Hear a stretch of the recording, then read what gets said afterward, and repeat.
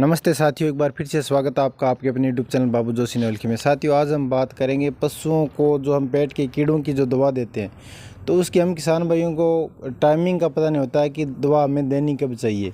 इस वजह से दवा वह काम नहीं करती है साथियों। तो मैं आज आपको बता देना चाहता हूँ कि हमें दवा कब देनी चाहिए, कौन कौन से लक्षण होते हैं, उन लक्षणों के बाद हमें वह दवा देनी चाहिए, और जो ब्याए हुए पशु है उनको कैसे देनी है, कौन सी दवा देनी है, और जो नहीं ब्याए हुए पशु है, जो ब्याने वाले हैं, उनको कैसे देनी है, और जो छोटे हमारे काफ जो छोटे बच्चे हैं उनको हमें कैसे दवाई देनी है। ये सारी बातें मैं आपको बताने वाला हूँ, तो आप वीडियो में बने रहना। तो साथियों, जहाँ तक लक्षण की बात है, तो 4-5 ऐसे लक्षण होते हैं साथियों, और जो लक्षण हमें दिखाई देती है हमें दवा तुरंत प्रभाव से दे देनी चाहिए।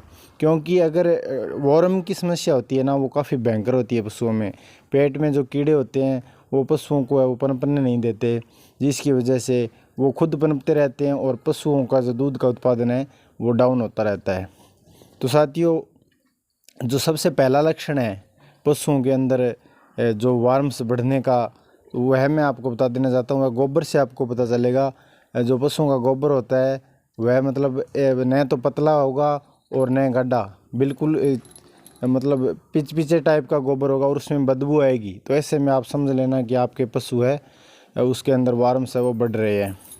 तो दूसरा जो लक्षण है, आपका पशु है वह मिट्टी खाने लगेगा, पेशाब पीने लगेगा। तो यह भी दूसरा जो लक्षण है, इसकी वजह से पेट में कीड़े है वो बढ़ने की जो संभावना है वो बनी रहती है। तीसरा जो लक्षण है, वो पशु धीरे धीरे कमज़ोर होता जाएगा। पशु आपका महीने दर महीने है वो पशुओं के जो बॉडी लैंग्वेज है वो थोड़ी डाउन होती दिखाई देगी आपको, पशु सुस्त रहेगा।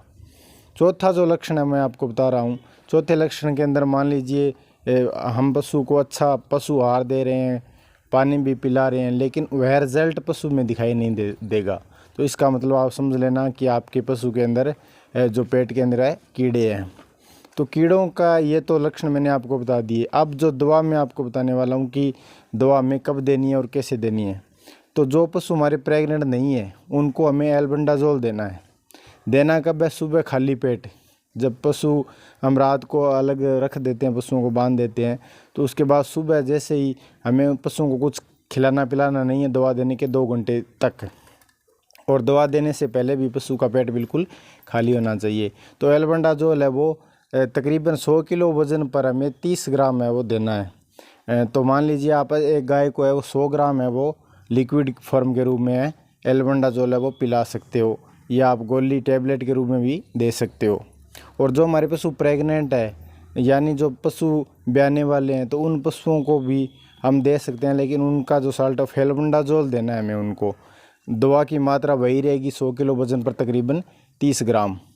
तो जो ब्याने वाले पशु है उनको तो एल्बेंडाजोल देनी है, और जो ब्याने वाले पशु नहीं है उनको एल्बेंडाजोल देनी है। और जो हमारे छोटे काफ है, जैसे मान लीजिए महीने या 1.5 महीने के जो काफ है उनको, यानी 25 दिनों का होने के बाद, काफ की आयु 25 दिनों की होगी तो उसको पहली बार है वो डिवॉर्मिंग करवाना है। तो 30 ग्राम है वो हमें एल्बेंडाजोल जो दवा है वो खिलानी है हमें छोटे काफ को। 30 ग्राम दवा में दे देनी है। और उसके साथ साथ जो बच्चा हमारा छोटा है, बिल्कुल छोटा है, 2, 4, 5 दिनों का, तो उनको हमें दूध पिलाने के तुरंत बाद थोड़ा सा नमक है, चुटकी भर नमक, जो हमारा साधारण नमक है जो हम रसोई में यूज़ करते हैं, वह नमक हमें उसको दूध पिलाने के तुरंत बाद खिला देना, जीभ चटा देना उसको। उससे क्या होगा कि उसमें ताकत बनी रहेगी और उसमें कीड़े भी नहीं पड़ेंगे, क्योंकि 25 दिनों से पहले तो हम डिवॉर्मिंग करवा नहीं सकते छोटे बच्चे की। तो इन तमाम मैंने जो लक्षण भी बताया आपको, और मैंने दवा भी बताई, और दैनिक किस समय यह भी मैंने बताया। तो मैं 2014 से डेयरी फार्म कर रहा हूँ साथियों, तो मैं मेरे अनुभव के आधार पर आपको बता रहा हूँ। अगर आपको यह वीडियो अच्छा लगे तो आप लाइक और शेयर ज़रूर करना। धन्यवाद। जय हिंद, जय भारत।